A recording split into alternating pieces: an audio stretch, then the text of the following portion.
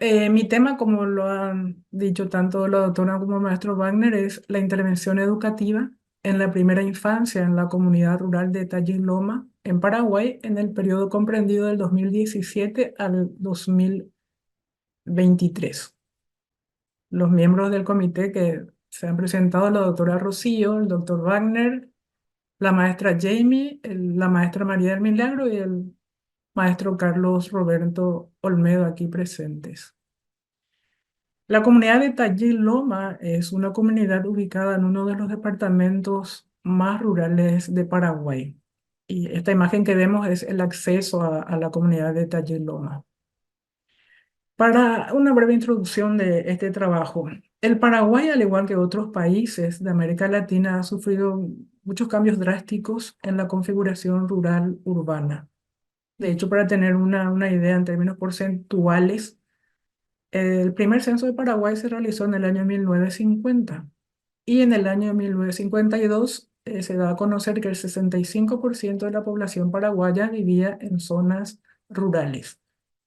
El último dato del relevamiento realizado por el Instituto Nacional de Estadística y publicado en el 2020 refiere que el 36% de la población paraguaya vive en zonas rurales. Ha tenido un descenso bastante, pero sin embargo sigue siendo un país con mucha población rural, una población rural que permanece a pesar del avance de los latifundios sojeros y ganaderos. Hay un alto grado de descomposición campesina, es que la producción de la pequeña parcela campesina no puede satisfacer las necesidades de la familia ni para reponer los insumos, los medios de producción, etcétera. Taller Loma, que es la comunidad de estudio, se configura en esa región altamente rural, pero ya incluida en el marco de lo que conocemos como la nueva ruralidad. Taller Loma, sus familias tienen pequeñas parcelas de producción con alto grado de descomposición campesina, como dije, y entonces recurren a la producción de tejidos para la venta. Y de hecho, esa región del Paraguay es conocida por hacer esa producción artesanal. Y en ese marco, y a pesar de las carencias, la educación es un elemento clave de las familias campesinas paraguayas. De hecho, la escuela tiene un nexo muy estrecho con la comunidad. A través de la escuela, alrededor de la escuela, la gente se nuclea, se organiza, debate los problemas comunitarios y no solamente los vinculados a la educación. Con respecto a los antecedentes, sabemos que hay una estrecha relación entre educación y desarrollo. De hecho, este trabajo sustenta de que no se puede hablar de desarrollo sin hablar de educación. El proceso de educación es importante para la persona y en este caso específico del estudio, hacemos el énfasis en los primeros 1000 días de vida que se consideran claves para la formación del desarrollo cognitivo, motriz, del lenguaje, etcétera, de los niños. Con respecto a la educación en el Paraguay, en el ámbito rural, esta imagen que vemos es algo típico en mi país. No hay infraestructura adecuada, las escuelas son muy viejas, corren peligro de caerse, entonces las zonas muy rurales. Lo que pasa entonces es que los estudiantes y los docentes dan clases al aire libre. A esto se suma que existe un alto grado de la población campesina de hogares rurales que tienen como jefes de hogar a personas que no han logrado cumplir con el periodo de educación primaria. En el Paraguay son 9 años de estudio para completar la educación escolar básica, que es la educación primaria, y vemos ahí que el 68% de los jefes de hogar no logran culminar la educación primaria. Esa es la realidad hoy, datos actuales. Y en relación a la población analfabeta, cabe aclarar que, si bien es cierto, el 5% de los jefes y jefas de hogares rurales no leen ni escriben, en realidad la situación es que personas de 15 años y más alcanzan al 10% que no leen ni escriben y residen en zonas rurales. El modelo educativo utilizado en zonas rurales de Paraguay es un modelo estandarizado, es decir, hay un solo modelo educativo con una mirada urbana, con un contenido urbano. alejado de las condiciones de vida, de los patrones culturales de los estudiantes de zonas rurales. Este es un país bilingüe, nosotros hablamos en español y en guaraní. Y hay un intermedio que le decimos yopara, que es la mezcla de español y guaraní. Entonces en el campo se usa preferentemente el guaraní o se usa el yopara. Pero los libros que están impresos y se llevan a las escuelas para educar a los niños y las niñas están impresos en castellano. Eso hace que haya mucha dificultad en el proceso de aprendizaje. Hay un alto grado de rezago de estudiantes, de repitencia, y eso en realidad lo que hace es que aumenta la brecha rural urbana en relación a los logros de aprendizaje. Los últimos estudios estandarizados publicados en el 2022 revelan que solo el 58% de los estudiantes de zonas rurales se encuentra en su trayectoria educativa, es decir, solo el 58% de esos estudiantes, conforme a la edad que tiene, está en el grado o en el curso esperado. Y justamente el tema del rezago, de la repitencia de los libros impresos en castellano, que no son de fácil comprensión para estudiantes con lengua materna en guaraní, hace que haya deserción de las escuelas y colegios. Este estudio se justifica en relación a su importancia porque no hay antecedentes de estudios similares en el Paraguay relacionados sobre la niñez campesina en sus primeros años de vida vinculados a la educación. Es pertinente porque las políticas públicas deben incluir a la niñez rural para garantizar la equidad en el acceso a las oportunidades. Normalmente aquí las políticas apuntan a la niñez más visible, que es la niñez urbana, pero no incluyen la niñez rural, es como, es como un ser invisible. Entonces las políticas necesariamente tienen que incluir también a esta niñez. Es una propuesta en sí misma original porque de hecho para el Paraguay es novedosa, es una propuesta nueva y está dirigida a la niñez campesina de 0 a 3 años. La educación se lleva en sus hogares e incluye a las familias. Para nosotros es novedoso, es original, es nuevo. Y además las maestras van al propio hogar munidos de sus elementos para hacer el trabajo con niños. Y la principal estrategia de intervención son a través de juegos que puedan promover la creatividad, el debate, la interpelación de los niños conforme a su edad. El problema de la investigación yo lo sustenté en dos preguntas, porque queremos analizar, o analicé mejor dicho, la intervención de estas maestras en esa comunidad rural específicamente. Y es cómo se desarrolló ese modelo educativo en la comunidad rural de Tayinloma y si esta intervención contribuye al desarrollo del niño y de la niña en esa comunidad rural. El objeto de estudio se centra, por eso, en la implementación de este modelo educativo que es desarrollado por estas maestras y se indaga con énfasis el posible impacto que tiene en la niñez que recibió esta atención educativa, fundamentalmente en relación al efecto que puede tener en su desarrollo cognitivo, si este desarrollo está orientado realmente a la creatividad, a la resolución de problemas, al fortalecimiento de su identidad, a su capacidad de interpelación, de hacer preguntas, de vincularse con el entorno e ir aprendiendo conforme a eso. El estado actual del conocimiento, por lo menos los relacionados a los últimos 5 años que hemos estado revisando, refiere a artículos científicos sobre el análisis de la desposesión de las tierras de comunidades campesinas e indígenas por el agronegocio en el Paraguay. Este realmente no es un problema exclusivo del Paraguay. En países limítrofes como Argentina y Brasil también se da, pero nos referimos específicamente al Paraguay y este es un tema bastante recurrente en las investigaciones realizadas en mi país. Luego he tomado investigaciones realizadas en otros países como Perú, Colombia, México preferentemente, en relación a la educación, en la educación rural en general y la educación infantil en particular en contextos rurales, aunque no hay publicaciones, no he ubicado publicaciones vinculadas a la niñez rural en sus primeros 1000 días de vida, pero sí en la educación inicial de 5 o 7 años, de los países que tienen similitudes con la problemática rural y educativa del Paraguay, porque son países que además de su propia lengua castellana, también utilizan preferentemente lenguas de comunidades indígenas en sus comunidades rurales. Yo hacía mis investigaciones en el ámbito rural e investigaciones sobre educación infantil, bastantes publicaciones al respecto, y con énfasis en la importancia del juego como un recurso pedagógico de la educación infantil, incluso para el desarrollo del pensamiento crítico en la niñez. A veces a los adultos que no estamos mucho en el tema nos parece cómo es que un niño de 1 o 2 años va a desarrollar un pensamiento crítico. En realidad hay estudios desde hace más de 100 años vinculados a la importancia de generar ese desarrollo cognitivo que en el futuro será sí un pensamiento crítico de la persona a través de juegos que le puedan motivar su curiosidad, su interpelación, etcétera.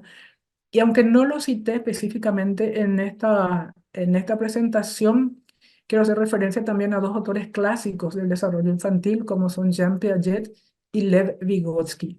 Fundamentalmente Vygotsky, porque ha hecho sus experiencias, sus estudios en zonas rurales de la Rusia de finales del siglo XIX, principios del siglo XX, y él es uno de los referentes importantes a lo largo de todos los estudios posteriores y actuales relacionados a la educación infantil y al desarrollo cognitivo desde el nacimiento del niño. También he revisado, de hecho, investigaciones anteriores de hace 10, 20 años con respecto a la ruralidad en el Paraguay, porque los problemas de 20, 30 años en nuestro país, en mi país, mejor dicho, siguen estando tan vigentes hoy como en aquella época en relación al avance de la soja, la ganadería, la ausencia de políticas públicas que promuevan y apoyen la pequeña producción campesina y otros. El objetivo general es analizar la intervención educativa de estas maestras mochileras en la comunidad rural de Loma, Carapeguá, Paraguay, en este periodo ya indicado 2017-2023, para identificar su contribución al desarrollo de niños y niñas en el medio rural. Cabe aclarar que esta experiencia se inicia en realidad ahí mismo en el año 2017. Como objetivos específicos tengo dos. El primer objetivo es examinar la intervención educativa de las maestras mochileras para identificar factores que podrían contribuir al desarrollo de niños y niñas en el medio rural y sistematizar la experiencia de las maestras para comprender cómo se desarrolló este proceso educativo en ese periodo estudiado y definir aprendizajes que mejoren el modelo. El marco teórico, tomé los conceptos de ruralidad, de nueva ruralidad, de hecho, educación y la situación del campo paraguayo. Desde el punto de vista clásico, se define lo rural como una zona o región que se dedica a las actividades agropecuarias, que mantiene sus tradiciones, que no se vincula con lo urbano, que está alejado de las tecnologías. Es como que lo rural es opuesto a lo urbano. Pero en la actualidad y desde hace varios años, este concepto ya no es aceptado por la sencilla razón de que ya no existen comunidades rurales que estén concentradas solo en sí mismas, sino que necesariamente se vinculan con otras economías. Es así que está el concepto de la nueva ruralidad, en que se reconocen los cambios en estas sociedades rurales que se produjo y se sigue produciendo por un modelo de desarrollo global. Ya no se admite el concepto tradicional de lo rural porque las comunidades rurales actualmente se vinculan, como dije, con otras economías, no se limitan solo a la producción agrícola o agropecuaria, porque de hecho las parcelas pequeñas que tienen ya no resultan de utilidad para la mantención de la familia, para la reposición de los insumos, para la reposición de los medios de trabajo. Y entonces las parcelas de las comunidades, de las pequeñas comunidades campesinas, como es el caso de Loma, la comunidad de estudio se limita a producir 3 o 4 rubros de subsistencia para las familias, la crianza de algunos animales menores Y para la producción de recursos económicos, de dinero, efectivamente, ellos se dedican al tejido. Esto que vemos aquí, está una señora de la comunidad tejiendo en un telar casi primitivo, digamos, y los tejidos que producen para la venta, que es la manera en que ellos pueden obtener recursos económicos. También se da la migración temporal, es decir, van a otros lugares cercanos a vender su fuerza de trabajo y luego regresan a su comunidad. En definitiva, en el marco de la nueva ruralidad, lo rural trasciende lo agropecuario, por lo que decíamos hace un momento. Se desarrolla diferentes actividades en distintos sectores y mantiene necesariamente relaciones de intercambio con lo urbano. Además, el tema de las tecnologías de la información y comunicación también que llegan a estas comunidades hace que ese intercambio sea constante, reciban todo tipo de información, etcétera. Con respecto al desarrollo y la educación, el desarrollo se ha conceptualizado de manera diferente a lo largo del tiempo. También entonces el concepto de desarrollo rural y de hecho cada concepción de desarrollo tiene su modelo educativo. Si hablamos del desarrollismo clásico, que habla del aumento de la productividad, del aumento de los ingresos en detrimento del uso insostenible de los recursos naturales, en este punto, el desarrollo rural refiere de que es importante combatir la pobreza aumentando la productividad y el modelo educativo de este modelo de desarrollo es una educación que apunta a desarrollar capacidades para el uso y el manejo de las nuevas tecnologías. Luego, con el correr de las décadas, aparece el desarrollo sostenible, en un momento en que en el mundo los recursos naturales están llegando a tal punto de degradación que se analiza la necesidad de no dejar de explotar, pero sí hacerlo de una manera racional, de tal manera pensar en las generaciones futuras.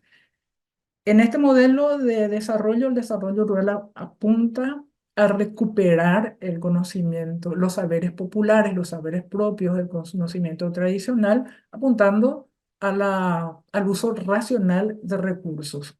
Ya no se piensa solo en la productividad per se, sino en una productividad que regule el uso de los recursos y además el uso de la naturaleza no solo para extracción, sino también para brindar servicios como el turismo de naturaleza. Luego, más adelante, el modelo de desarrollo a escala humana que apunta a las personas, al desarrollo de sus capacidades, al desarrollo de sus habilidades, a un desarrollo integral. En este punto, el desarrollo rural busca mejorar las condiciones de vida de la población rural de manera equitativa y sostenible, y donde la educación es parte en sí misma del concepto de desarrollo, porque se orienta a formar, a construir capacidades en las personas. En relación al Paraguay rural, nosotros vemos, dije en un momento al principio, de que la economía paraguaya es en esencia una economía agroexportadora y latifundista. Este es un país que no ha desarrollado la industria. Hay escasas industrias, pero es un país eminentemente agroexportador con un avance de la soja en las últimas décadas que es dominando prácticamente el territorio nacional. Tanto así que datos actuales refieren que el 9% de los propietarios concentra el 94% de las tierras productivas del Paraguay. Y la agricultura familiar, que ha sido tradicionalmente de diversificación, se ha vuelto una agricultura al monocultivo, cuando entre los años 60 y 70 se promovía el que las pequeñas familias campesinas paralelamente a la introducción de la soja, se dedican al monocultivo, que era el algodón, pero lo que ha hecho ha sido que las familias se han empobrecido más aceleradamente, se han vuelto en familias marginadas de la sociedad, ha aumentado la extrema pobreza y de hecho no hay posibilidades de acceso a tierra productiva. A eso se suma que no hay infraestructura en el campo. En el Paraguay, cuando llueve, hay una tormenta, se clausuran los caminos y estas comunidades campesinas quedan aisladas. De hecho, no hay medios de transporte que nos conduzcan hasta esas comunidades, aunque hay algunos que dejan en una ruta, pero usted tiene que caminar 5 o 7 kilómetros. Entonces, toda esa lejanía de un mínimo desarrollo hace que estas familias migren. En el caso específico de Tayik Loma, la migración se da por temporada, pero las familias, las personas, los adultos que migran para trabajos temporales o para venta de su producción siempre regresan. Es una comunidad que permanece en su sitio, digamos. Con respecto al Paraguay y la educación infantil, aquí es importante hablar del proceso de reforma educativa que hubo en el Paraguay. Se inició en el año 1994 y quiero contextualizar que este es un país que sufrió 35 años de dictadura militar hasta el año 89. Luego se inicia el proceso, perdón, luego se inicia el proceso de reforma educativa, porque había mucha brecha entre estudiantes que terminaban sus estudios y quienes solo llegaban a 3 años de escolaridad, como ocurría en las zonas rurales. Disculpe, doña Nilda, si gusta tomar agüita o necesita hacer una pausa, No, vamos bien, profe, disculpen ustedes. no se preocupe.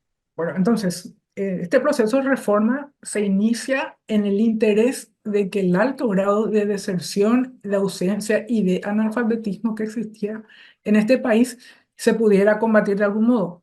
En los países de la región, Argentina, Brasil, Uruguay, se promovió en aquella época el mayor acceso a la universidad.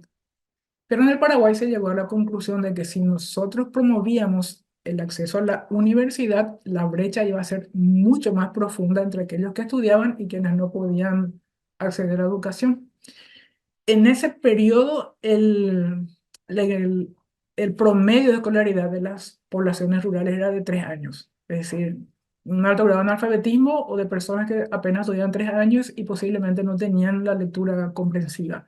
Entonces, por eso se apuntó a fortalecer la educación escolar básica y a incluir lo que es la educación inicial. La educación inicial que tiene relación con niños de 4 a 5 años, pero en un contexto de aula. Y para más adelante se pensó también en el marco de esta reforma incorporar a la niñez de 0 a 3 años. Esta incorporación de la niñez de 0 a 3 años se dio recién 23 años después del inicio de la reforma, que justamente se relaciona con la incorporación de estas maestras mochileras que visitan a los niños y realizan su proceso educativo. E inicialmente se pensó para niños de zonas rurales, carenciadas, más alejadas de las ciudades, porque no podían tener acceso a otro tipo de educación. Actualmente se incluye también a niños de zonas urbanas carenciadas, pero la propuesta original era la vinculación con niños rurales.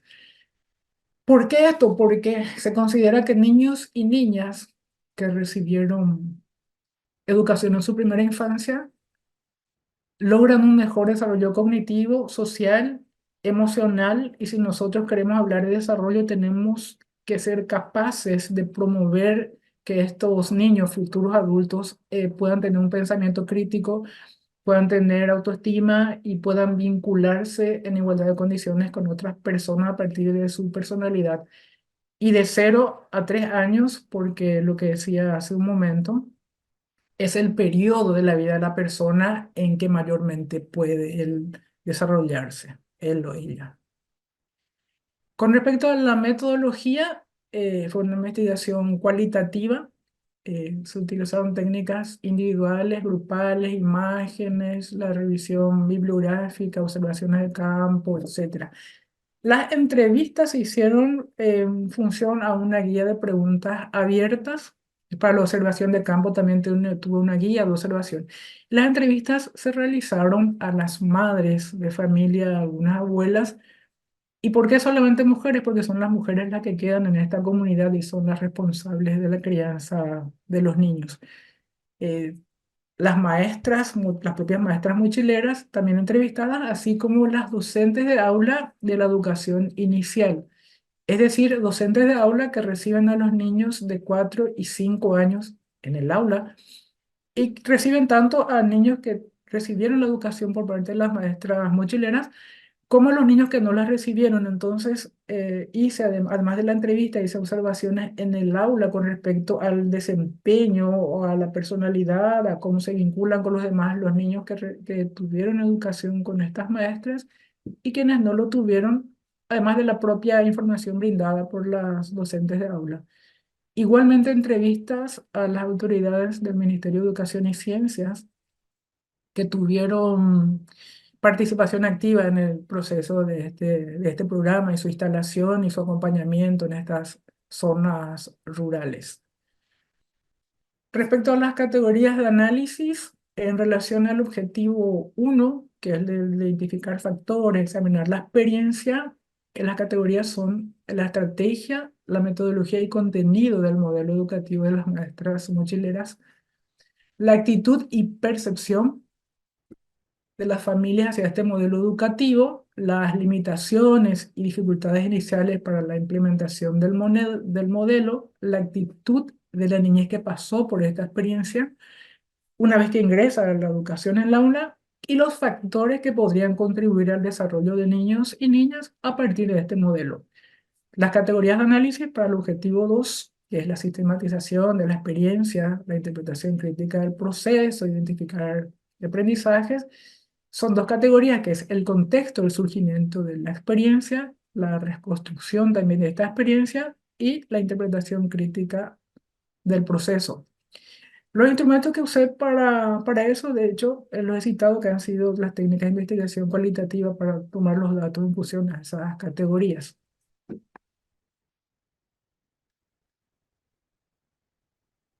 Con respecto a los resultados del objetivo uno, lo dividí en dos. Una cosa es la metodología del contenido y luego los factores.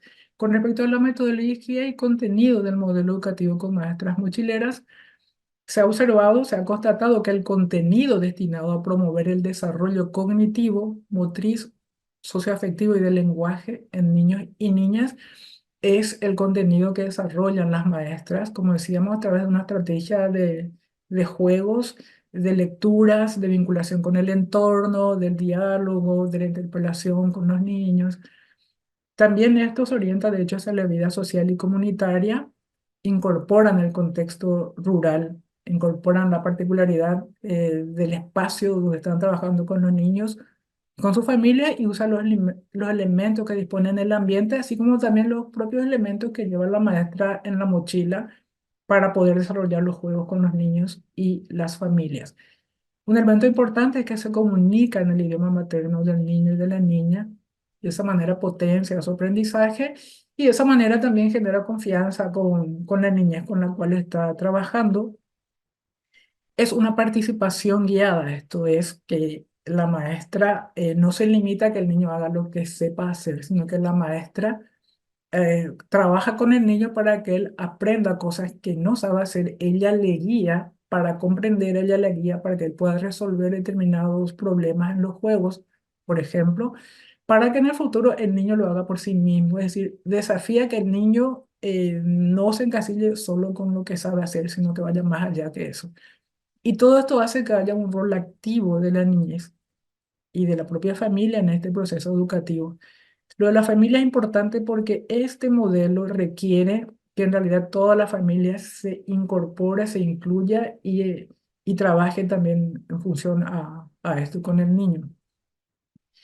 Con respecto a los factores que podrían contribuir al desarrollo de la niñez, a partir de este modelo educativo, los factores identificados son la valoración de la identidad, de la cultura y la lengua propias, porque eso puede generar procesos educativos que se vinculen a un desarrollo personal y posteriormente un desarrollo comunitario, porque desarrolla el pensamiento crítico, porque hace posible que el niño piense, debata, reflexione conforme a su edad y conforme a lo que puede en ese proceso de su educación. La educación contextualizada que brindan las maestras mochileras es otro factor importante y de hecho lo que decía momentos atrás, que al ser un modelo que se orienta a la comunidad puede fortalecer la relación escuela-comunidad, que en sí misma es una relación que existe, es una relación fuerte, pero este modelo puede ayudar a fortalecer aún más a partir de que se involucra a los niños más pequeños de la casa y que las familias están involucradas en este proceso educativo. El desarrollo motor, cognitivo, del lenguaje y socioafectivo hace que la niñez se relacione con su entorno conforme a su edad y conforme a su etapa de desarrollo, pero de una manera tal que orienta su manera de ser, de pensar, de actuar, por lo que decíamos hace un momento, es desarrollo del pensamiento crítico en el niño, motiva y hace como que se fortalezca aún más, se desarrolle más ese elemento cognitivo del proceso de la persona, del proceso de crecimiento de la persona. Con respecto al objetivo 2, que es la sistematización de la experiencia para conocer cómo se dio el modelo educativo, el contexto de la experiencia, lo hemos dicho, es en el marco del proceso de la reforma educativa que tuvo que apuntar necesariamente a la educación escolar básica primero, pero luego orientándose a los niños más pequeños, de 4 y 5 años, y finalmente a los niños en sus primeros 1000 días de vida, apuntando a zonas rurales. Con respecto a la reconstrucción de la experiencia, la preparación previa no ha sido fácil porque ha sido la primera experiencia, es la primera experiencia en el Paraguay. Las maestras, las primeras maestras que salieron como mochileras, fueron las precursoras de esto y no estaban previamente preparadas porque fueron formadas para maestras como maestras de aula, pero no para trabajar en el entorno de la familia, no para trabajar en la comunidad. Entonces, ahí hubo unas dificultades en la propia llegada a las comunidades.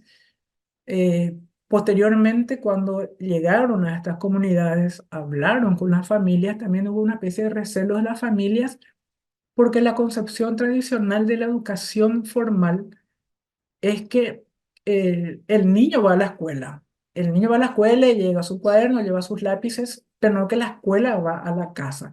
Y si bien es cierto, este modelo no se incluye dentro de lo que es educación formal, en la mentalidad de las familias es que si viene una maestra hay cierta formalidad. Entonces había como un desconocimiento de cómo sería la experiencia de que les serviría y además como un cuidado de que niños más pequeños en la mentalidad de las personas no deberían estudiar, solo deberían jugar. Pero luego cuando llega la maestra con un proceso de juego, fueron comprendiendo y fueron aceptando gradualmente. En el proceso de enseñanza-aprendizaje, decimos, la familia es un elemento clave, así como el entorno, así como los recursos con los cuales cuenta el niño en su ambiente y los propios recursos pedagógicos que lleva la maestra. Con respecto a los aspectos positivos, la instalación gradual de este modelo educativo es un aspecto positivo. Al principio, una especie de rechazo de la comunidad en algunos sectores de la comunidad, pero luego, en la medida que se fue comprendiendo, se fue aceptando.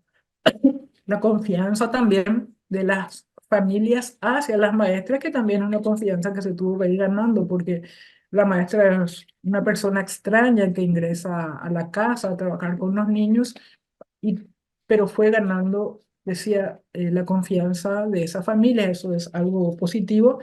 El propio uso del entorno, que lo insistimos, el uso del idioma guaraní, el uso de lo que tiene el niño a su alcance y mostrar a las familias que con lo que hay al alcance en el entorno es algo que promueve el desarrollo del niño. No es solamente el juego por el juego cumple un rol pedagógico importante. Con respecto a las principales dificultades, es la falta de información clara, precisa y oportuna, tanto a las comunidades como a las maestras. Algunas maestras que participaron, que fueron pioneras como maestras mochileras, no sabían que iban a trabajar en el campo, fueron contratadas por el Ministerio de Educación pensando que iban a ser maestras de aula porque fueron formados para tal, y sin capacitación de trabajo comunitario fueron llevadas a ser maestras mochileras. Entonces fue un primer proceso de dificultades de que la propia maestra también tenía que asumir eso. Luego, para poder completar el staff de docentes necesarios para trabajar en estas zonas rurales, se contrató a maestras que trabajan en zonas urbanas. Entonces, aunque hablan el idioma guaraní, ellas mezclaban mucho con el castellano, a veces no hablaban solo castellano, entonces eso le alejaba un poco más de los niños y de las propias familias. Otra dificultad de todo este proceso, en realidad de toda la educación pública paraguaya, pero de este proceso en particular, es la estandarización de los contenidos. Entonces, cuando la maestra formada en aula se dirige a los niños más pequeños y no sabe cómo se va a vincular con ellos y que fue aprendiendo a lo largo del propio proceso de trabajo. Con respecto a los aprendizajes, sabemos que la primera infancia, digamos, es un momento clave en el desarrollo de las personas. Esta intervención temprana puede generar, puede promover un desarrollo en estos niños que a futuro serán los adultos de la comunidad con ese pensamiento más crítico de conocer, de poder vincularse con los demás, de poder desarrollar una personalidad con autoestima, porque en el futuro, si estos niños son eh, realmente bien formados y todos serán quizá futuros dirigentes de la comunidad y tendrán que negociar mejores condiciones de vida con autoridades locales, regionales, etcétera. Entonces, en estos primeros 1000 días de vida, eso es clave y es uno de los aprendizajes importantes de este modelo. También que se requiere, justamente por cómo se dio al inicio en esos primeros años, se requiere que cuando las maestras son nuevas y van a una comunidad rural, necesitan un acompañamiento más cercano, una evaluación de trabajo, un monitoreo, un acompañamiento y, reitero, una capacitación previa para el trabajo comunitario. En relación a algunas conclusiones y recomendaciones, con respecto al primer objetivo, concluimos que este modelo toma en cuenta la realidad social, ambiental y los patrones culturales rurales y que eso apunta al fortalecimiento de la identidad local comunitaria. Se apunta a la identidad local comunitaria.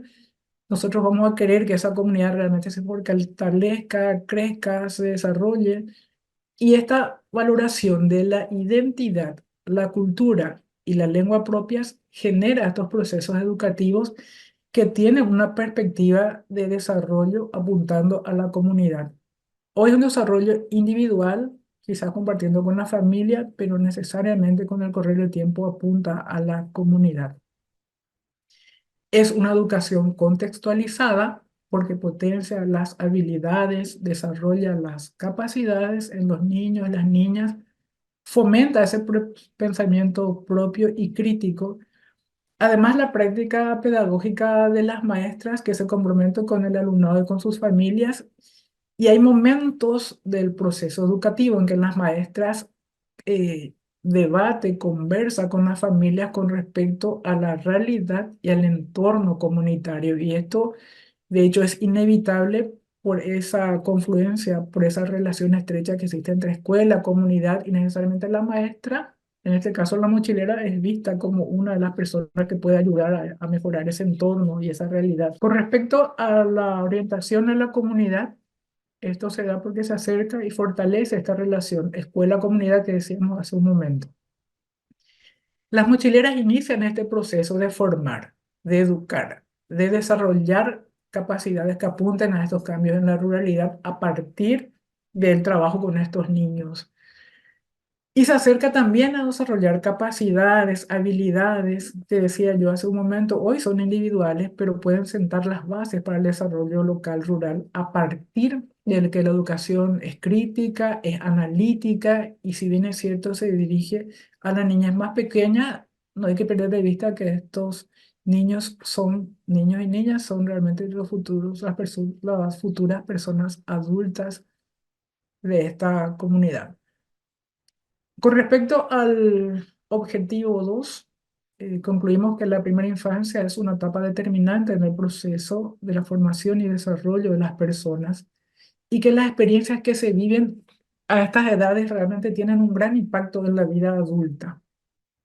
Si bien es cierto, la maestra mochilera hoy día es una vía de experimentación para detectar posibles falencias en el desarrollo infantil e incidir en las condiciones de vida de niños y niñas. En esta experiencia hemos visto que hay maestras que identifican algunas dificultades de aprendizaje en los niños que los padres, las madres no pueden visualizar, pero porque ella utiliza unas técnicas para poder identificar si están en el desarrollo esperado conforme a la edad y si no lo están, entonces orienta a los padres. Un tema no menor cuando se habla con respecto a la instalación del modelo es que no siempre en las comunidades rurales es posible el acompañamiento familiar. En el caso de Taller Loma, el rol clave que cumplen las madres, las mujeres, no solamente las madres, las mujeres adultas, que se ocupan de la educación de niños, se ocupan del cuidado de los adultos, se ocupan del cuidado de la chacra y se ocupan de la producción de la artesanía. Entonces, no siempre es posible que puedan acompañar este proceso educativo. La niñez campesina históricamente ha estado y sigue en desventaja en relación a la niñez de zonas urbanas. Por eso es que acceder a estas modalidades maestras mochileras es un factor muy importante para su desarrollo.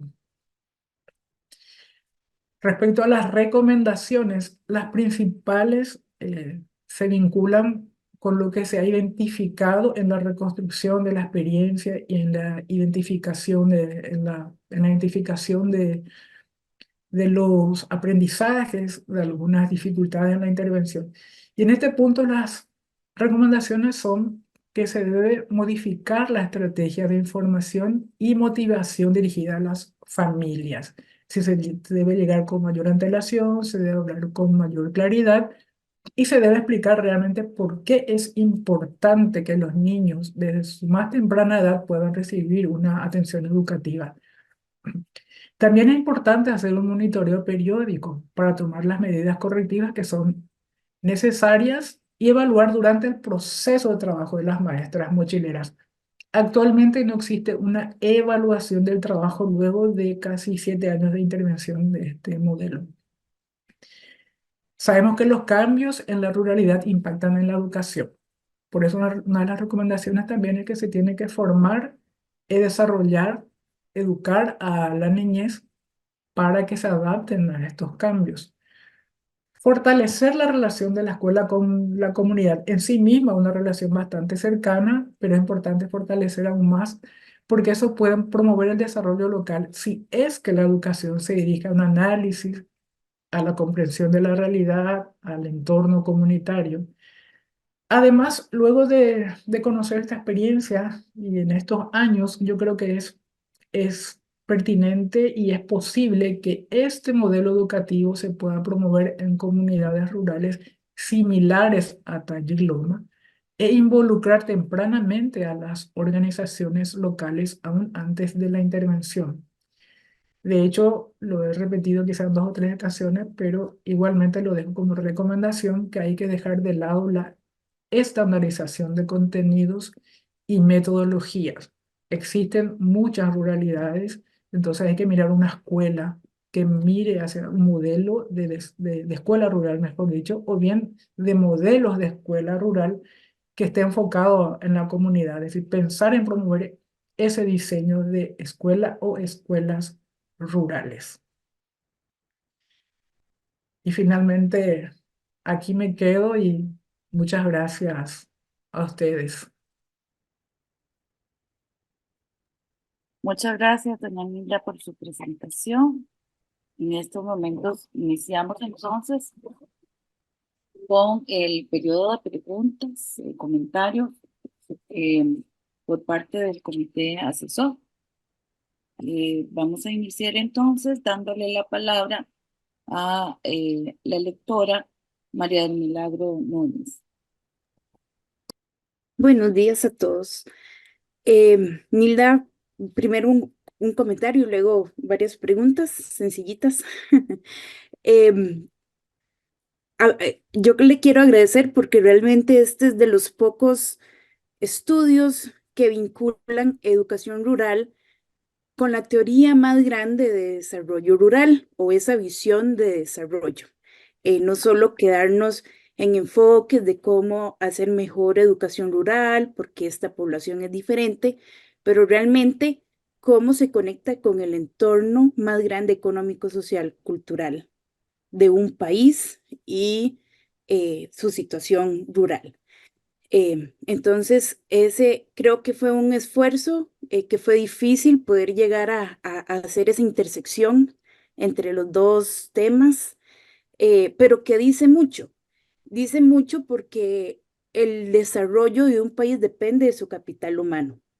Y si abandonamos la educación temprana, la formación de un capital humano, a futuro ese país no va a tener fuerza laboral que sea crítica, inteligente y que sea demandada, ¿verdad? Y además creo que de manera secundaria el estudio muestra que quiénes son los que sostienen la educación de ese capital humano nuevo. Y es el trabajo no pago de mamás y el Ujú. trabajo pago de maestras, ¿verdad? Entonces son este ejército de mujeres que están sosteniendo con lo que pueden el nuevo capital humano de una nación y que no se reconoce, que no se discute como tal, pero que y invertir en él, como es la experiencia que usted muestra. En ese sentido, tengo tres preguntas muy eh, concretas. La primera es, no recuerdo si la evaluación la hiciste antes de COVID. Sí, la hice durante y después. Ok, bueno, Antes, durante entonces, y después, sí. ok. Entonces, ¿nos puedes hablar de ese proceso? Ujú. Si durante COVID hubieron cambios, si esos cambios fueron negativos, si ya se recuperó, si volvió a un sistema similar al que había antes de COVID o cosas mejoraron. Luego, el otro es cuál es el apoyo estatal que existe para continuar el proyecto actualmente. Eh, ¿Se ve con interés de seguirlo fortaleciendo o hacia dónde apuntan los intereses, verdad? Y eso lo pregunto en especial, creo que con lo que está sucediendo en Latinoamérica, por ejemplo, en Argentina, en Costa Rica también, había un incremento en la pobreza infantil, en la desinversión en la educación, y eso lo estamos viendo los resultados actualmente. Entonces, también como pinta ese panorama. Esas serían mis dos preguntas. Gracias, maestra. Eh, bien, ahí anoté. Con respecto al proceso con el COVID, bueno, el trabajo yo lo hice en investigación bibliográfica, inicié en el año 2019, fui por primera vez al campo en enero del 2020 cuando no había clases, porque quería conocer la comunidad.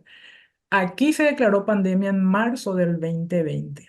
Yo hice 3 viajes en ese año 2020, posteriormente otros 3 en el año 2021. Aquí durante 2 años fue pandemia, 2020, 2021. Como las maestras no interrumpieron su labor, utilizaron una estrategia diferente. Utilizaban la telefonía por mensajería de WhatsApp, enviaban audios, enviaban videos que las madres tenían que trabajar con sus niños. Aquí la debilidad fue que no hubo un control cercano, así las madres realmente podían acompañar o no, ¿verdad? Cuando yo entrevisté a las madres, ellas decían que ocasionalmente lo hacían y ocasionalmente no. Aquellas familias que podían acompañar, aunque sea débilmente, este proceso, este periodo de pandemia, eran las familias que tenían alguna hermana mayor a la niña, entonces ella manejaba el celular y podía explicarle el videíto, hacer los juegos, pero han sido los casos menores. Y está claro también, hay familias campesinas en la comunidad que no tienen un teléfono celular capaz de bajar videos, se conformaban con audio, etcétera. Las maestras lo que hacían era aleatoriamente visitar las familias, hablar con las mamás ahí fuera de la casa para no ingresar por la razón de la pandemia. Ha sido la particularidad de la intervención en que no ha habido una intervención directa con el niño. Pero luego sí, posterior a la pandemia, a finales del año 2021 desde septiembre del 2021 volvieron los trabajos presenciales. Ahora, sí hubo cambios. Sí, el año pasado se empezaron a incorporar cambios. ¿En qué sentido? La maestra mochilera originalmente acude personalmente, solo ella con el niño o la niña. Ahí vimos una imagen de una mochilera con unos mellicitos, pero en ese caso eran dos porque eran hermanitos mellizos. Y las familias, pero hay una alta demanda de las mochileras en zonas rurales. Entonces, cuál es la decisión en este caso, el Ministerio de Educación?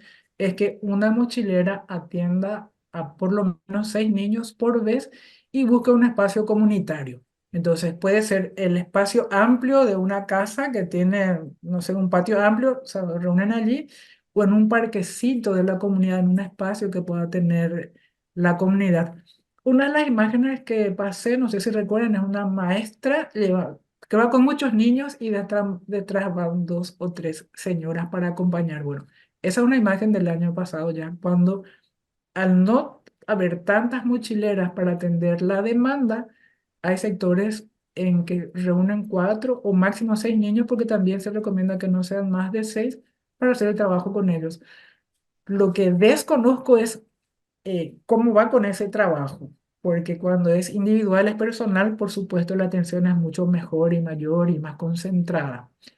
Pero sí, reitero, en pandemia no se ha dejado de trabajar, solamente se utilizó el recurso de la telefonía celular, de videos, audios. Actualmente sigue la atención de las maestras, pero cambiando un poco la modalidad en que en algunas comunidades rurales ya no es personalizada, sino es agrupando de 4 a 6 niños en algunos espacios comunes. Con respecto a la consulta del apoyo estatal para continuar con este proyecto, bueno, hay más o menos 100 maestras mochileras que han ingresado al rubro, acá le decimos funcionarios nombrados. Eso quiere decir el Estado con fuente propia absorbe el recurso de pagar el salario de estas maestras. Es posible que el Ministerio de Educación no va a tener los recursos para mantener, actualmente hay 460 mochileras distribuidas en el país. Es posible que no haya recursos para mantener todo ese contingente de maestras, pero el compromiso del Estado es incorporar gradualmente. Hasta diciembre del año pasado estaban incorporadas esas casi 300 maestras ya, no, perdón, 120 maestras en el rubro del personal permanente de la institución. Que continúe también va a depender de quizás de donaciones que pueda estar gestionando el gobierno, pero el proyecto continuará porque por lo menos sabemos que hay un centenar de maestras mochileras que están incorporadas al recurso permanente del Ministerio de Educación. Muchas gracias, Mira. Gracias a usted. Muchas gracias a ambas. Le vamos a dar entonces la palabra al profesor lector Carlos Roberto Olmedo. Sí, antes que nada, mis felicitaciones a la compañera Nilda Cuevas por el trabajo y por la presentación hecha hasta aquí. Y lejos de los largos debates generados luego de las lecturas del material, sí me quedaron algunas cuestiones que quisiera aprovechar esta oportunidad para consultarle el por qué Tagiloma. O sea, cuál fue el factor de decisión que la llevó a tomar este distrito en particular. Otra consulta sería en relación ya al trabajo de campo, la idiosincrasia propia de cada nación y de cada población es particular, y en este caso la paraguaya, yo que soy también de aquí, más aún cómo ella tomó la idiosincrasia de la comunidad en cuanto a la percepción y recepción del trabajo de una investigadora externa a la comunidad, tocando el factor clave de las familias que son los niños. La última consulta sería en cuanto a la recomendación dada al final, de la eventual no estandarización de un solo modelo en razón a que hay varias ruralidades y varios tipos de comunidades. Entonces, si ella dentro de su eventual implementación de este modelo estándar que ella hizo como modelo de ejemplo, y realmente es replicable en cuanto a justamente lo que acaba de decir la compañera que me antecedió en el uso, en cuanto a los costos, porque si el modelo no fuese estandarizado, eso implicaría mayor inversión de parte del Estado para abordar las eventuales N variantes para las N capacitaciones en cuanto a las maestras mochileras. Esas serían las consultas, Nila. Gracias, maestro. Bueno, en relación a por qué Taller Loma, por una cuestión práctica y por una cuestión también de la ruralidad en la cual se encuentra Taller Loma. Práctica porque es una comunidad que queda aproximadamente a 2 horas de viaje de la ciudad donde estoy. Y yo tenía que hacer trabajo de campo, ¿verdad? Y conocer a la gente, etcétera. Y Taller Loma además sumaba el hecho de que está ubicado en el departamento de Paraguarí, que es uno de los 4 departamentos más rurales del Paraguay. Es decir, estaba la ruralidad, estaba la distancia, que no era muy lejos de donde yo resido, y el hecho de que esa comunidad se enmarca en el marco claramente de la nueva ruralidad.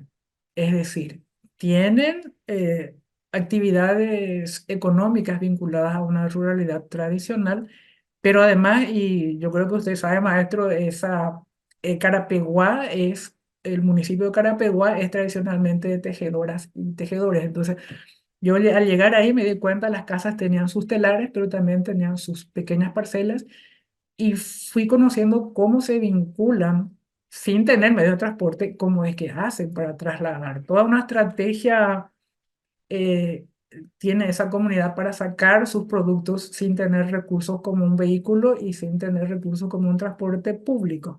Es decir, cómo se vinculan con los eventuales compradores, con los comerciantes de la zona, para que estos puedan ir a sus hogares a retirar los productos y luego venir, digamos, con el dinero para abonar el producto llevado. Y esto también, lo que me llamó la atención es la relación de confianza, porque por teléfono se vinculan con los eventuales compradores de la ciudad. Los compradores van porque las tejedoras no pueden llevar hasta allá. Retiran y he observado un par de veces, no firman un papel. Es la palabra del comprador, es la palabra de la vendedora y luego de 8 o 10 días, conforme palabras de las mujeres campesinas, vienen y pagan lo pactado. Entonces, eso también me pareció demasiado importante de cómo se mantiene esas relaciones de confianza en el mundo rural, en el marco de una nueva ruralidad. Los vicios de la ciudad no fueron aún transmitidos a esta comunidad. Con respecto a la percepción y la recepción de las familias a una persona extraña como yo que entra a su hogar, ¿verdad? Para trabajar. En realidad, lo primero que hice fue pedir el permiso correspondiente al Ministerio de Educación para llegar primero a las escuelas rurales. Entonces yo obtuve ese permiso. Llegué, le presenté primero a la supervisora de la zona, a los coordinadores de la zona, a las directoras de la escuela, etcétera. Luego hice el mismo trabajo con las maestras mochileras, en que me volví a presentar, volví a explicar y finalmente una de ellas fue mi informante calificada. Es una maestra mochilera que reside en Taller Loma y ella me llevó a presentar a las familias. De esa manera yo ingresé con esa y hablo guaraní, puedo hacer un buen rapport con la gente porque trabajé cerca de 20 años en comunidades campesinas, conozco su idiosincrasia, entraba a la chacra de las señoras cuando ellas no me podían recibir porque estaban ahí cosechando su poroto, yo cosechaba con ellas, me van explicando la experiencia, entonces es también una manera de que ellas comprendan, o sea, me vean como una persona más, digamos, aunque sea extraña a la comunidad y aunque viva en una ciudad, ¿verdad? Con respecto a la no estandarización, esto tiene relación a la estandarización del contenido. Si no podemos enseñar el mismo contenido de la misma manera y en el mismo idioma en estas comunidades rurales que es lo que enseñamos en la ciudad. En un colegio de Asunción, ese contenido nosotros no podemos llevar. Entonces, cuando hablo de pensar en un modelo de escuela rural, hablo del contenido, de qué es lo que vamos a enseñarles a ellos, cómo vamos a generar procesos de aprendizaje, cómo vamos a utilizar el entorno. Yo creo que usted sabe, quizás los colegas que están acá, no tanto, pero la escuela Mango Good es una realidad nuestra y entonces, ¿cómo podemos nosotros? Tecnología se usa mucho en el aula en Asunción y en muchas otras ciudades del país, pero ¿cómo en una escuela es donde se desarrollan clases en el medio del campo nosotros podemos llevar tecnología? No es posible eso, pero entonces tenemos que usar otras estrategias, quizá el contenido sea diferente, de hecho la metodología será diferente, entonces me refiero a no estandarizar desde esa perspectiva. Y creo que la última consulta añadida a esta era, eh, ¿cómo es que se puede trasladar este modelo a otras comunidades sin que genere un mayor costo para el Ministerio de Educación? En realidad, en comunidades similares como Talla y Loma, vinculados a la nueva ruralidad, sí es posible trasladar el modelo tal y cual.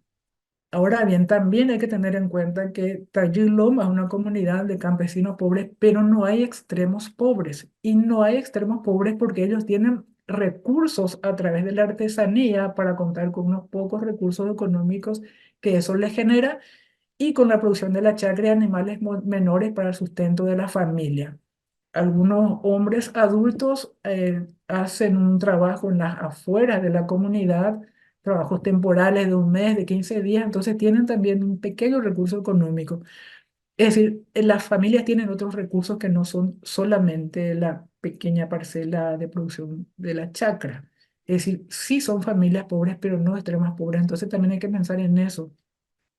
Porque las familias extremas pobres me he dado cuenta, aunque quieran, no pueden destinar el tiempo necesario para acompañar el proceso de educación, ¿verdad? Entonces, creo que en comunidades similares a Talla y Loma se puede llevar el modelo tal y cual. Eso creo.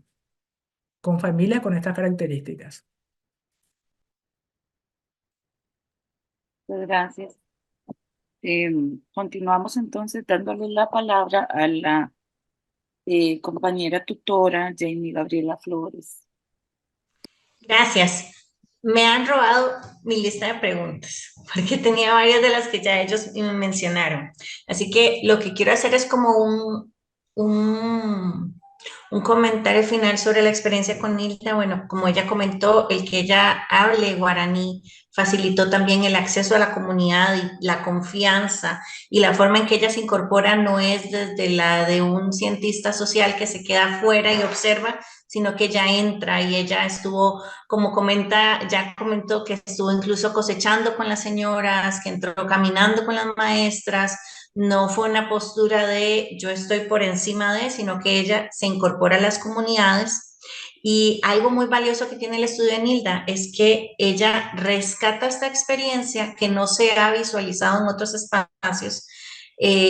Maestras que fueron contratadas sin saber que las iban a mandar al campo, y no a cualquier campo, sino a una zona muy rural, con muchas limitaciones de acceso, inclusive con limitaciones de idioma. Entonces, el trabajo de Nilda pone sobre la mesa esto que no se estaba viendo. Y aquí sí hay una parte que me gustaría que Nilda nos amplíe, y es, mencionas que es importante evaluar esta experiencia, porque tu trabajo ahorita no fue evaluarla en todos los ámbitos que implica, pero ¿cuál sería tu recomendación? ¿Qué elementos o de qué forma crees que sería factible hacer esta evaluación? Y si le correspondería al ministerio, o si crees que se puede hacer desde alguna otra forma esta evaluación del proceso de las maestras mochileras. Muchas gracias. Gracias, profesora. Eh, bueno, gracias por sus palabras. Y luego, con respecto a la evaluación de la experiencia, ¿cómo se haría?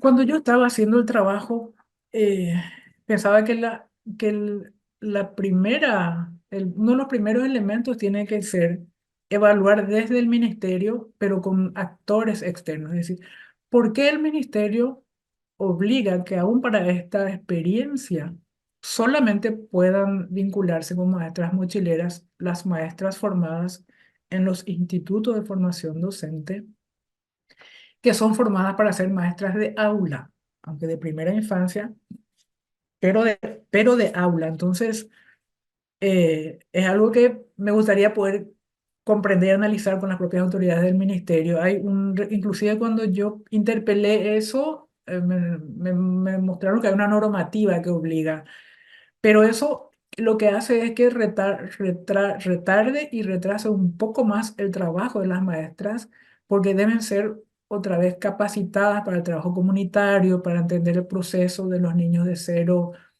a 3 años. ¿Por qué el juego es un elemento clave en el desarrollo cognitivo? Todo eso es un estudio que uno tiene que hacer. Entonces, yo evaluaría, empezando por el ministerio, y por qué utiliza ese criterio de selección de maestras.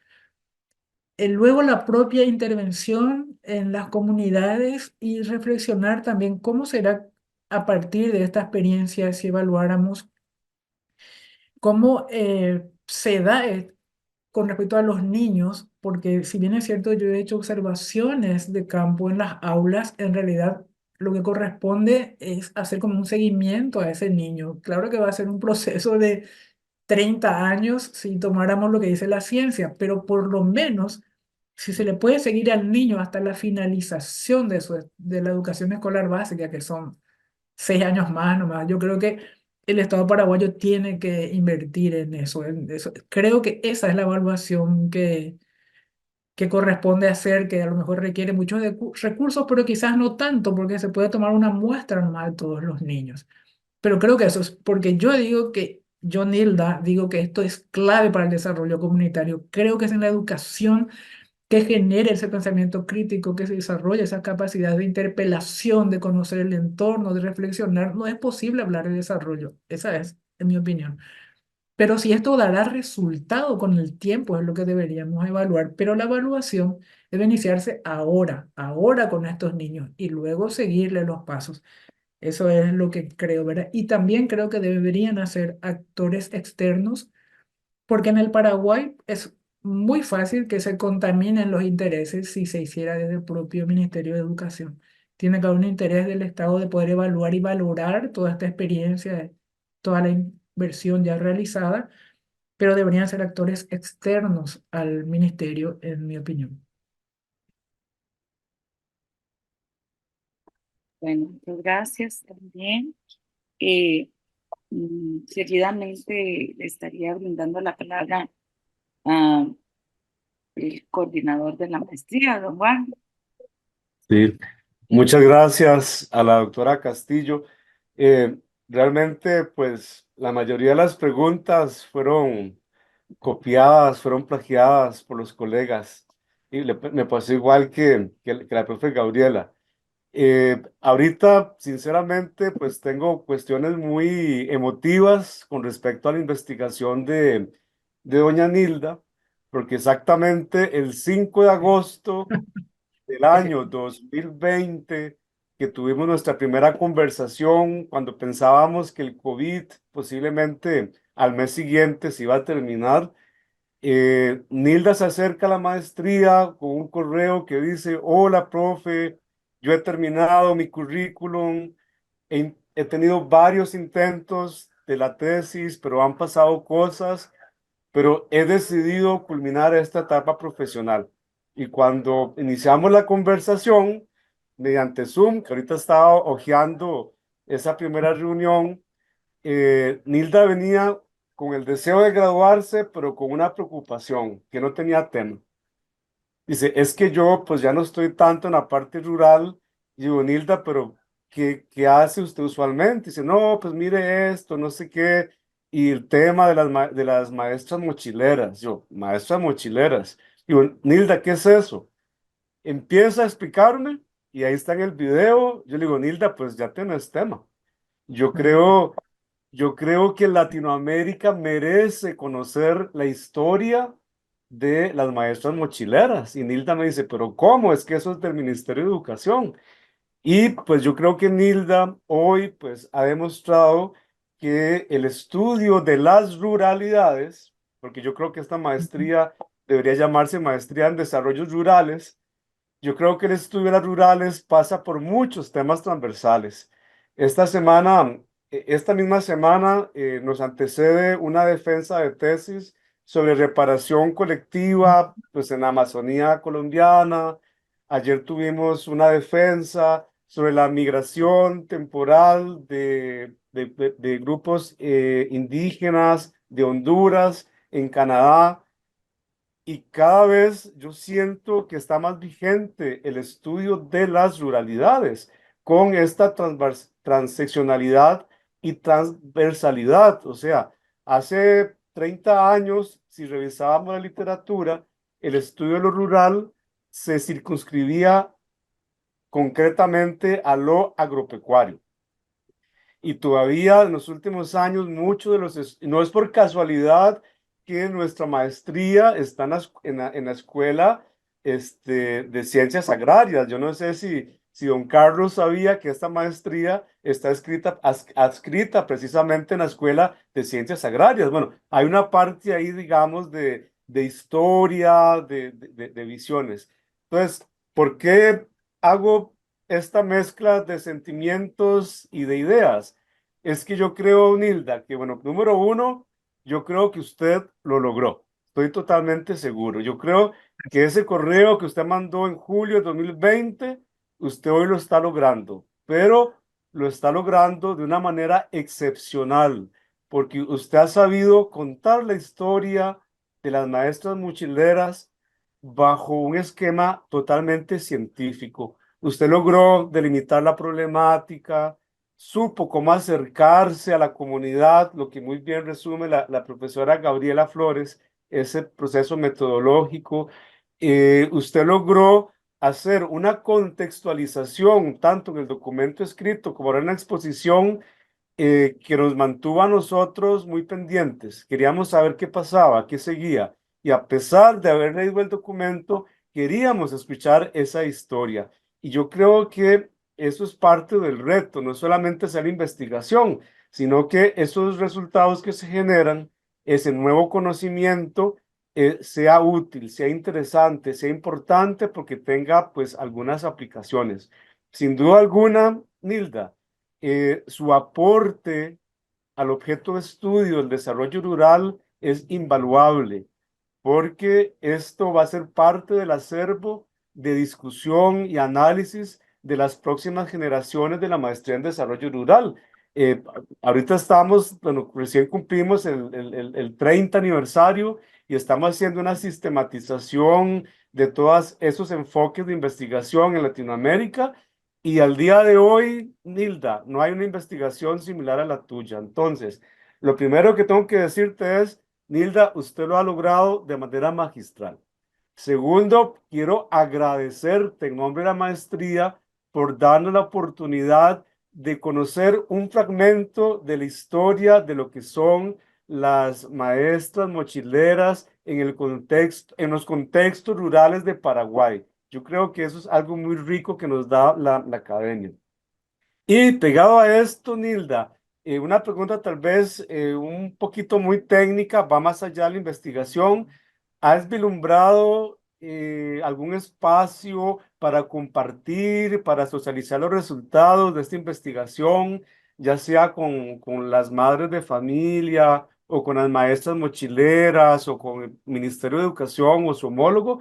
¿Has vislumbrado algún espacio de socialización, de devolución, teniendo claros que al ser una investigación cualitativa y que aquí estamos hablando de que no existen recetas, posiblemente se puedan extrapolar algunos aprendizajes, pero lo que aquí se ha dado es específico de esta comunidad. Es algo muy, muy particular. Y lo otro, Nilda, si has valorado la posibilidad de publicar algún artículo para poder, digamos, de llevar estos resultados y compartirlos. Y pues felicitarte profundamente, Nilda, por su tenacidad.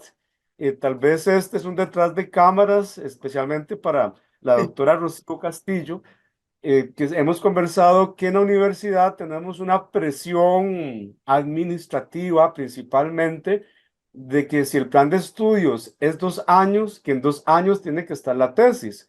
Sí se ha logrado y sí se puede lograr, pero yo creo que hoy Nilda una vez más nos demuestra que hay investigaciones que no se pueden reducir a 2 años.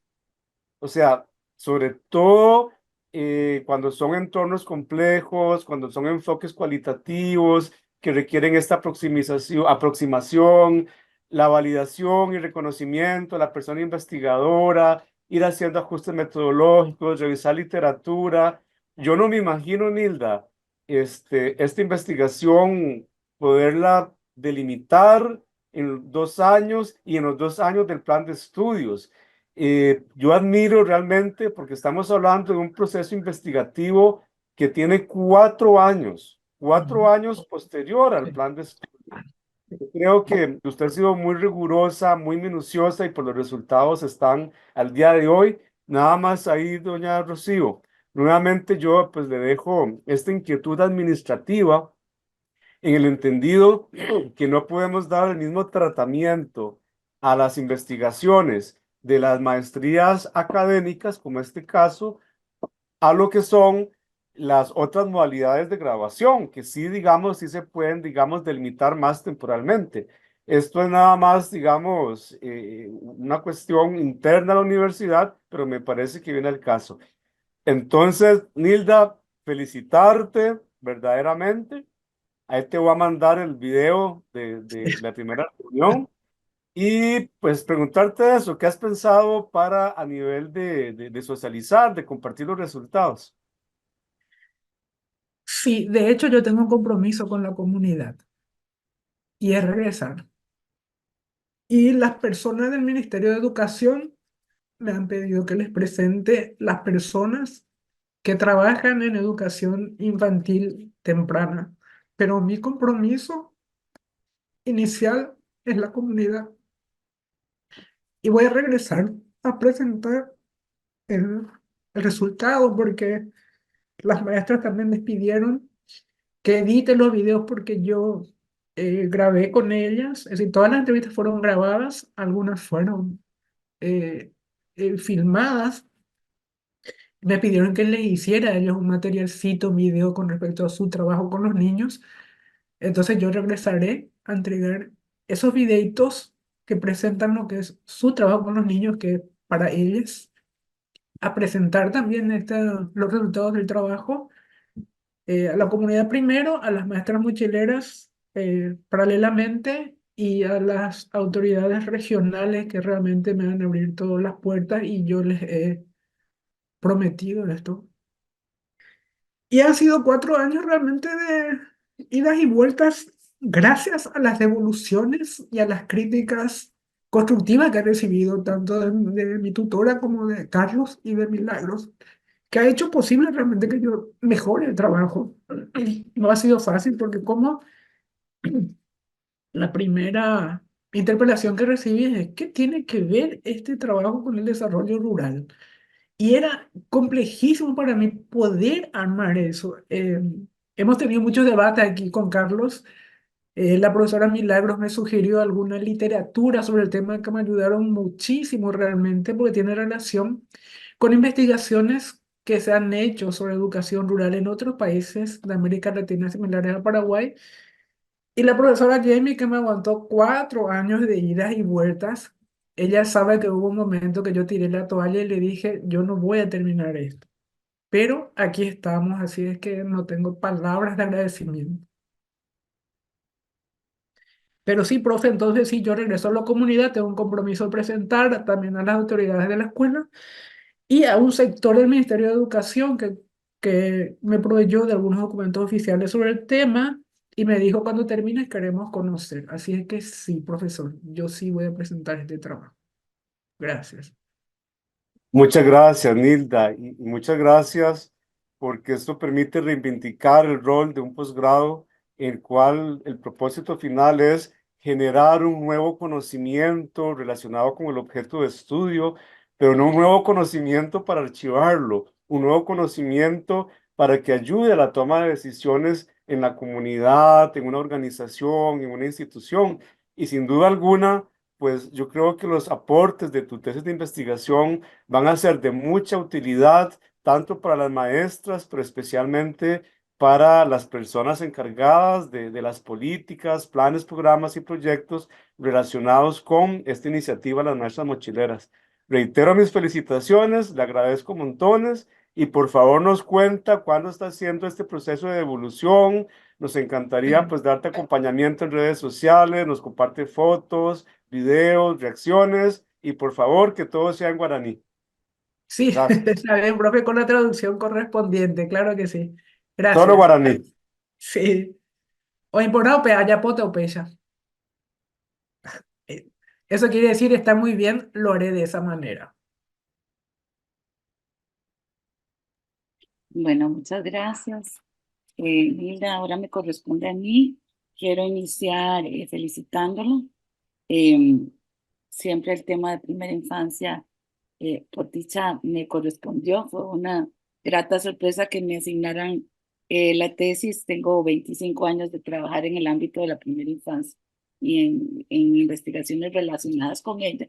Entonces, por supuesto que recibí la invitación a leer su tesis y estar acá con mucho entusiasmo, que era seguir conociendo parte del tema que me apasiona y además de eso conocer una realidad, en este caso, la realidad de Paraguay, de una comunidad específica. Entonces, felicitarla este, y, y decirle que definitivamente el trabajar en el ámbito de la primera infancia es una posibilidad de poder transformar una sociedad y que tiene mucho que ver y no sé por qué se planteó esa pregunta inicial, porque definitivamente sí tiene mucho que ver con el objeto de estudio de la maestría y principalmente con el aporte precisamente a lo que significa esa realidad también de una comunidad rural y esa realidad latinoamericana.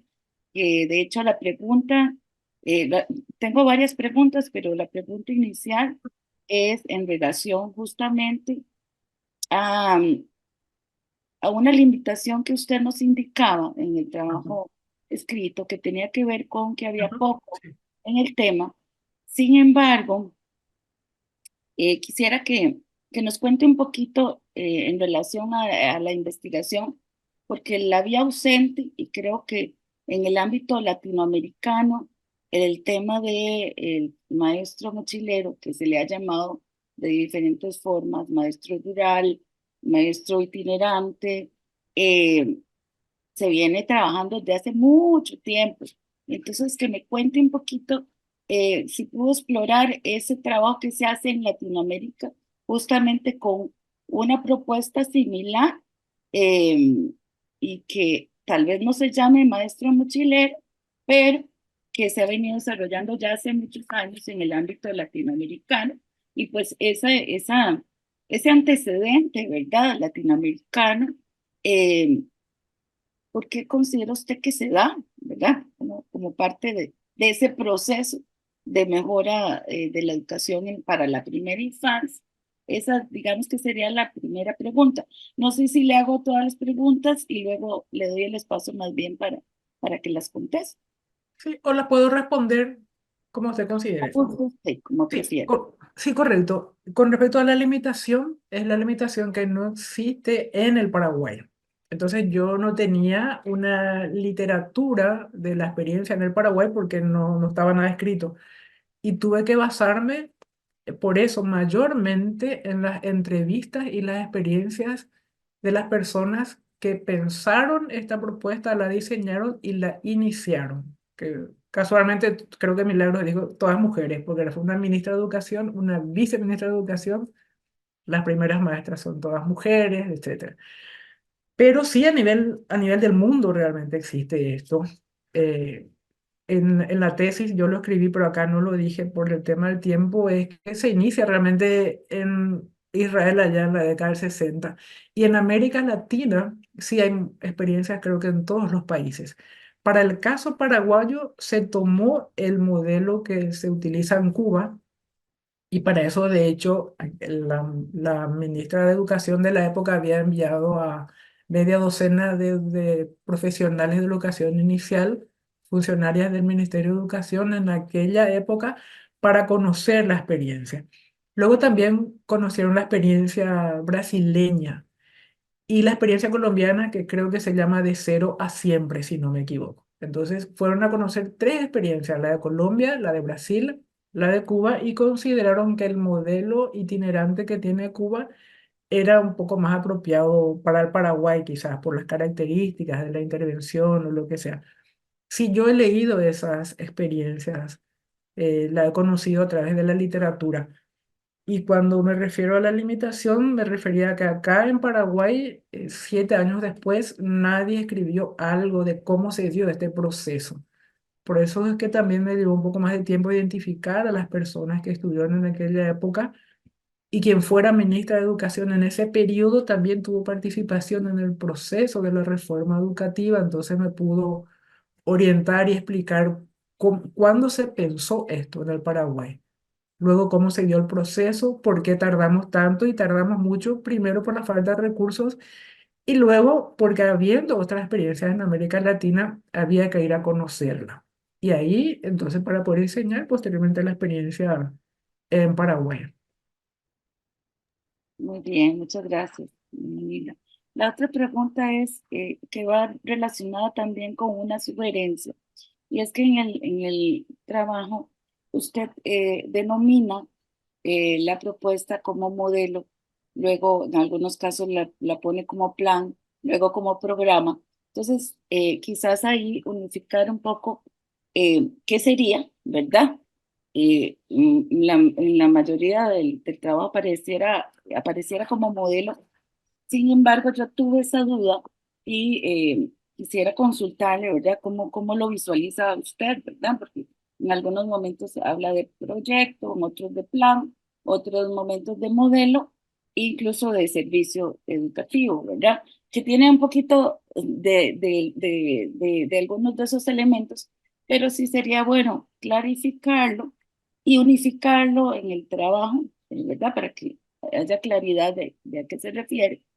Y dentro del marco, digamos, de esa clarificación, tal vez indicar en qué programa curricular se enmarca la propuesta, ¿verdad? Porque hay claramente una propuesta curricular detrás de esa, a pesar de ser un programa no formal, ¿verdad? Entonces, tal vez que nos amplíe un poquito en relación a eso. Sí, en realidad las maestras mochileras constituyen un modelo educativo. Es cierto que en la tesis, en el texto, se puede hablar de proyecto de programa porque yo utilizo los documentos oficiales del Ministerio de Educación. En el Ministerio de Educación hablan en algunos documentos que hay un programa de primera infancia.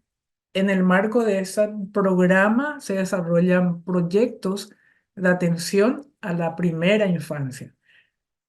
Y en el marco de ese proyecto está este modelo educativo de maestras mochileras. Maestras mochileras es un modelo educativo, pero reitero, no quise cambiar las palabras de los documentos oficiales, y creo que si en el documento de tesis no se vislumbra eso, yo tengo que corregir. Se usa proyecto, se usa programa porque son los documentos oficiales del Ministerio de Educación relacionados con el tema, pero Maestras Mochileras es un modelo educativo que se inspira a su vez en otros modelos existentes en América Latina, y en particular se tomó con preferencia el modelo cubano. Muchas gracias. Y una última pregunta, Sí, ya, sí, sí, y dos recomendaciones quizás para que queden ahí eh, para valorar. Yo soy muy sí. respetuosa siempre de este marco de construcción, ¿verdad? Pero que se podría incluir unos elementos de recomendación.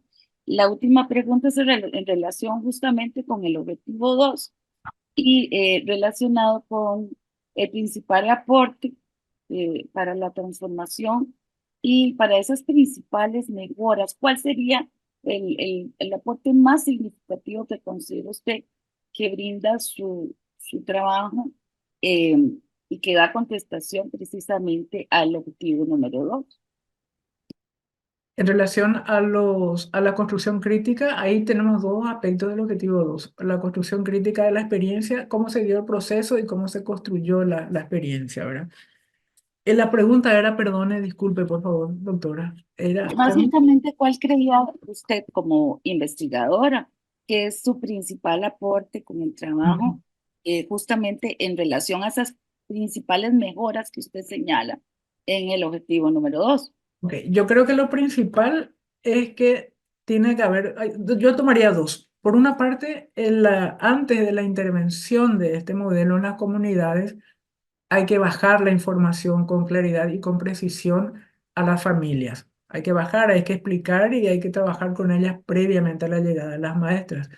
Y paralelamente, las maestras no pueden ir a trabajar en las comunidades si no están formadas para el trabajo comunitario y si es que no son conscientes de la importancia de su rol, no solamente tomarlo como un trabajo remunerado, que lo es, ¿verdad? Con justicia, pero mayormente la experiencia al evaluar, o mejor dicho, al conocer esta experiencia, al valorarla, me di cuenta que las maestras inicialmente iban con mucha ignorancia de qué es lo que debían hacer o no. Y eso generó, también retrasó mucho lo que es el proceso de intervención. Yo creo que ese primer año de intervención, que fue el 2017, es poco y nada lo que habrán aprovechado los niños que recibieron estas maestras por esa razón. Es decir, las maestras tienen que estar formadas para trabajar en el ámbito comunitario, no en el aula. Tienen que estar formadas para valorar, reconocer lo que son los patrones culturales rurales, lo que es trabajar con el entorno y teóricamente tienen que manejar las escuelas de algunos de estos estudiosos originales de la materia como Piaget y Vygotsky, o por lo menos Vygotsky, teniendo en cuenta que se trabaja en el ámbito rural y ellas desconocen todo eso. Entonces, yo pondría énfasis en esos aspectos. Ujú. Excelente. Muchísimas gracias. Solamente me quedarían las dos recomendaciones. Sí. Uno, en relación a la posibilidad de integrar como recurso bibliográfico la guía específica de implementación, que no la vi. Hay una guía específica, no la vi reflejada en el documento y creo que es fundamental porque es la que dicta todos los pasos a las maestras mochileras, Ok, así se denomina. Es sí. del 2017. Esa como quizás como urgente en el sentido que es un documento donde enmarca todo el trabajo que hace la docente de mochilera.